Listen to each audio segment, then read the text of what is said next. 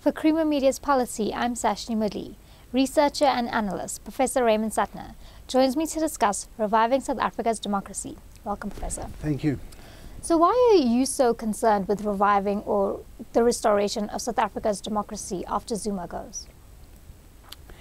I think some people assume that when you get Cyril Ramaphosa there, then everything is sorted out, we return to clean government, everyone will be happy, especially the ANC will regain its supporters, things like that. But I think a lot of damage has been done to democracy, and there's also an alienation from politics, and that precedes the Zuma period, where people are not really interested. The youth of today are not really interested in politics, or they are indifferent to the struggle. Many of them regard Mandela as a sellout. They regard the struggle as something of no importance whatsoever, except perhaps June 16th and Solomon Mahlangu, a few things like that. And we also have a situation where, prior to the Zuma period, we have what some academics call the rebellion of the poor. There were already, before Zuma's rise, protests about the lack of governmental action to meet basic needs for housing, water, electricity, etc., etc. Not on the scale that you're getting it now, but there was that. And this lack of interest in politics I traced in my article to an earlier period. And in 1990, when the ANC was banned, we had different expectations of what the ANC would become. In the 1980s, I remember interviewing people in Uitenhage, and a man called Weza Made told me they had these street committees that were organizing this, that, and the other. And he said, that way we are realizing the first clause of the Freedom Charter, which says the people shall govern. Now, that was a very interesting statement, because the way the people shall govern was understood before the 1980s was that all people would have the vote in South Africa. One person, one vote. It was not meant, or it didn't say it couldn't be, but we had not thought of it applying to people taking control of their own lives. Areas where the state didn't necessarily involve themselves, like cleaning up the township, making what they call people's parks, things like this. And when I became head of political education in the ANC, we used to sit there and talk. Or we used to try to make discussion papers regularly. We'd sit there, discuss. And I was talking to Carol Payton, who used to be part of that, and she was saying we were talking all the time about this thing, that we didn't want a situation where the ANC branches merely became part of an electoral machine. Now, while we were saying this, you had these so-called experts from America, Western Europe, and these places coming there and giving a lot of advice, you see, saying that the ANC must modernize, it must normalize. And what they meant really is that ANC must become like every other political party in Western Europe and the United States. And at that time, there was no real debate in these parties. And the history of social democracy in a lot of countries, a history originally of popular mass activity. But over the years, most social democratic parties became parliamentary parties, and there was a distance between them and their constituency. Now, in the years that followed, however, the argument that myself and the people in political education advance has been lost in the sense that the ANC has tried to become a conventional political party, although it fails in that for other reasons, not because it hasn't succeeded in creating a distance between itself and the population. That it's succeeded in. But how it's messed it up is that it hasn't been satisfied with that. It has enabled state capture, stealing from the treasury, destruction of constitutionalism, things like that. But the point that I was making is that we need to recognize that, and maybe look at that period of the 1990s, what happened then, how can we have the youth and other people feel that they are attracted to getting involved in public life. How can we make public life attractive and not something that seems unseemly but also uninteresting? And it's only interesting to people if they feel they have a part in it, and that their part is not simply to vote once every 5 years. What makes you see the Corbyn and Bernie Sanders phenomena as being relevant to us here?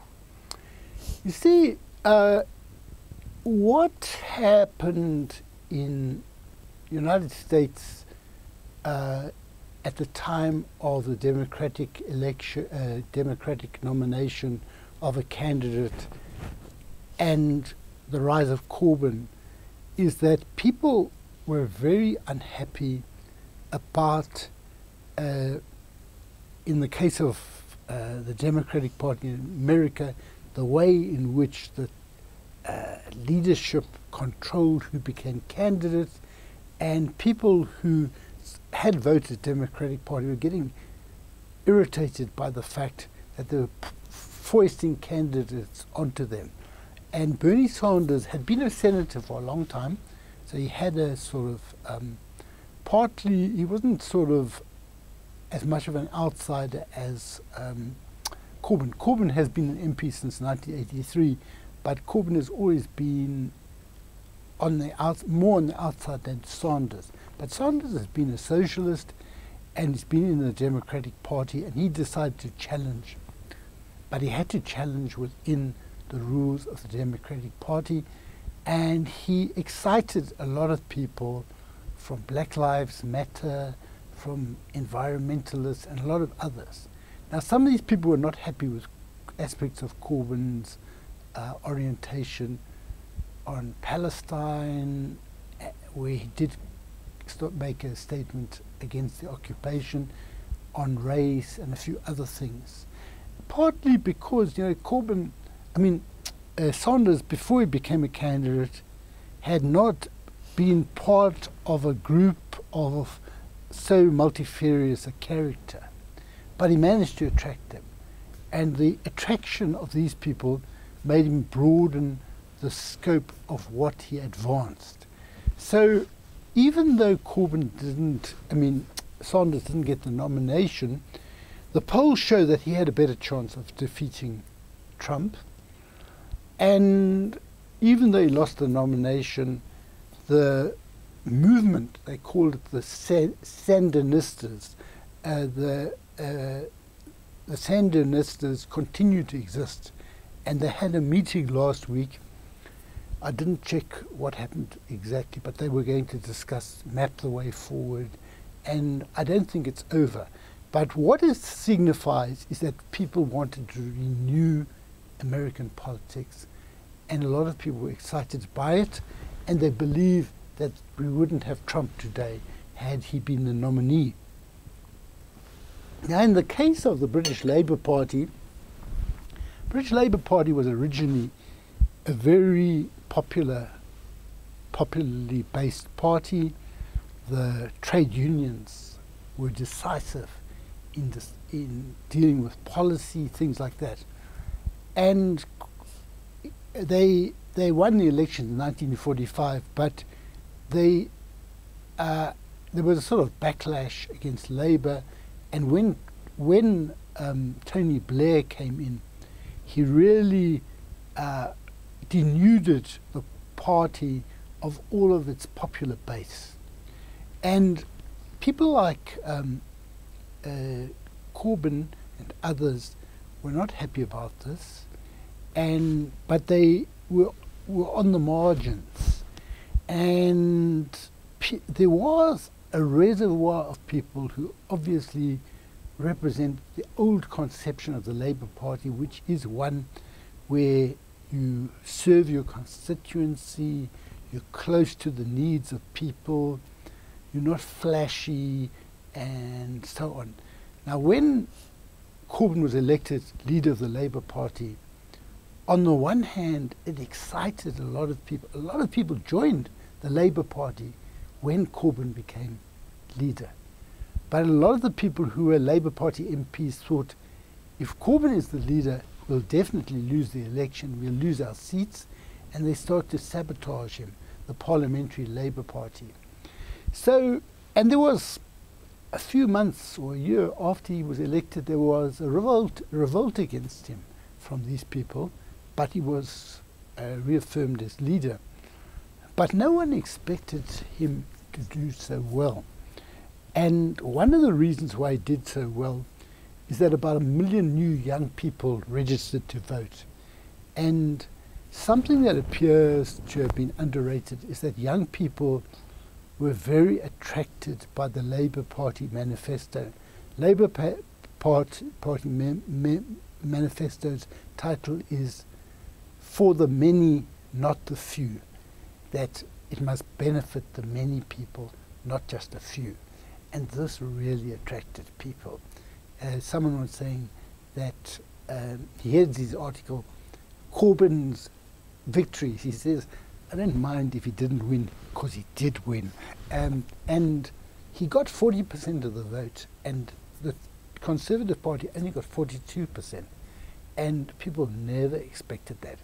And I think some of these others who were revolting may think they will support him now because maybe he'll win the next election. See, it's not clear. I'm not sure that they will sustain this, but why I mention those two examples is that Corbyn's support, like Sanders, came from people who were disillusioned with the politics of display, the politics of personalities, like you have here with who will succeed Zuma. They were interested in the politics that addressed the issues that mattered to them. And Corbyn is a very plain guy. He's lived in the same house for 50 years, whatever it is. He's, they say he's uncharismatic, and what you see is what you get with Corbyn. They felt they could trust Corbyn. And, but the manifesto was really, I'd forgotten about things like rent control. We used to have rent control in South Africa, but you couldn't have a rent above a certain level in certain places. Now, rent control, a whole lot of things he introduced there which matter to ordinary working class or unemployed people. So I think the lessons for us is that we need to look for a politics that deals with what matters to people, not sparkle and glitz and things like that. Thanks for speaking with us, Professor. Thanks, Sashnee. That was Professor Raymond Suttner speaking to Creamer Media's Polity about reviving South Africa's democracy.